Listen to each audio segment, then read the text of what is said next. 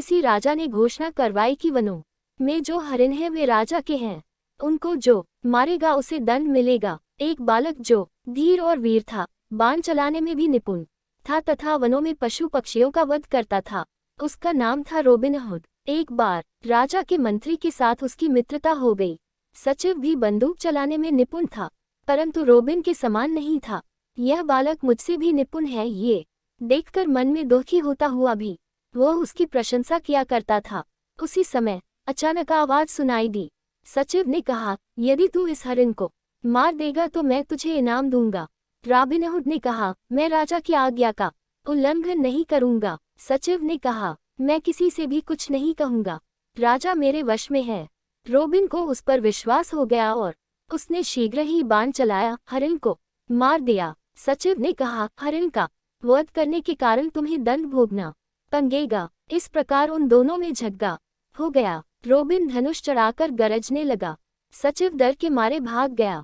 Robin ने विचार किया, नगर में जाने पर मेरा बुरा ही होगा, अतः जंगलों में जाकर जीवन यापन करूंगा। उसके साथ बहुत से लोग चलने लगे। वे सभी दल बल के साथ जहां कहीं रहते, उसके दल की सब जगह चर्चा होने लगी। एक दिन प्रातःकाल जब वे घूम रहे थे, तब उन्होंने सड़क पर रोती हुए एक वृद्धा को देखा। उन्होंने पूछा, क्यों रो रही हो? वृद्धा ने उत्तर दिया, हरिण को मारने के कारण मेरे लंकों को फांसी लग रही है। मेरा पति पहले ही मर चुका है। मैं निर्धन हूँ, पुत्रों के बिना अपना जीवन कैसे बिताऊंगी? यह सुनकर रॉबिन को दया आ गई और वह बोला, चिंता मत करो, तुम्हारे पुत्रों को फांसी नहीं लगेगी, उनके स्थान पर मैं अपनी बलि दे दूंगा।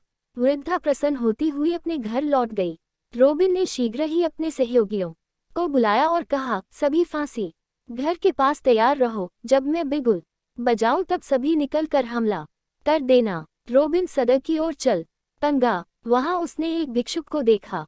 भिक्षुक को देखकर रॉबिन ने कहा, अपने वस्त्र उतार कर मुझे दो, मेरे वस्त्र तुम पहनो। उन दोनों ने अपने वस्त्र बदल लिए। भिक्षुक नए वस्त्र पहनकर प्रसन्न हो गया। भिक्षुक का वेश धारण करके रॉबिन चल पंगा। रास्ते में सचिव आ रहा था। भिक्षुक ने सचिव को देखकर उससे भिक्षा मांगी। भूंगी से उतरकर भिक्षुक को घृणापूर्वक देखकर सचिव ने कहा, क्या चाहते हो? मैं प्रातःकाल से ही उस आदमी को ढूंढ रहा हूँ जो फांसी लगाने का कार्य कर सके। क्या तू ये कार्य कर सकता है? भिक्षुक ने कहा, क्यों नहीं करूँगा। सचिव ने प्रसन्न होते हुए कहा, मेरे साथ चल। वह भिक्षुक को फांसी घर की ओर ले गया।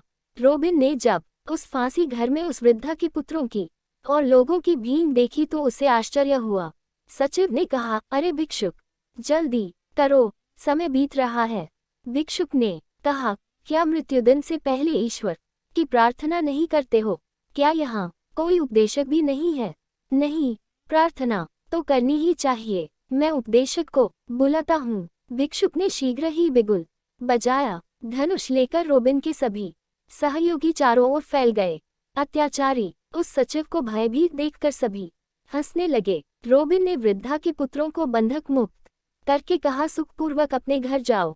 रॉबिन सचिव को खींचकर फांसी घर के पास ले जाकर कहने लगा, अब मैं तुम्हारा वध करूंगा। सचिव ने बार बार प्रणाम करते हुए कहा, हे अनाथों के नाथ, मुझे छोड़ दो। रॉबिन ने कहा, यदि तेरा राजा भविष्य में हरिणों के मारने पर फांसी की सजा नहीं देगा तो मैं तुझे बंधन मुक्त करता हूँ। सचिव ने कहा, हाँ ऐसा ही होगा। वह रॉबिन के पैरों में गिर पंगा। रॉबिन अपने लोगों के साथ फिर जंगल में चला गया।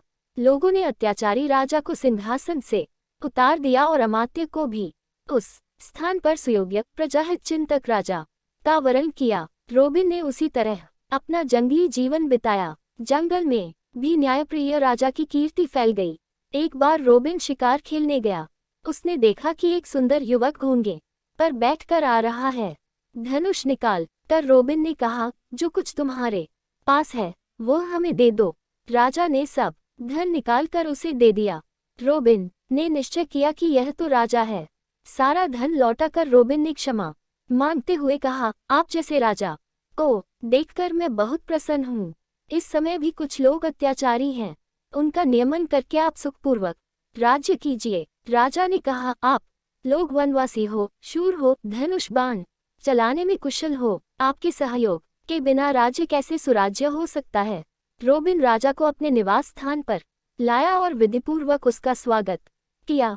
प्रीतिभोज देकर अपनी जाति का धनुष कौशल दिखाया। उनका सत्कार स्वीकार करके राजा ने कहा, आप लोग मेरे नगर की ओर चलिए, अपनी योग्यता के अनुसार कार्य कीजिए ताकि राज्य की उन्नति हो सके। रोबिन और उसके सहयोगियों ने राजा के साथ नगर में प्रवेश किया और सुखपूर्वक जीवन बिताया।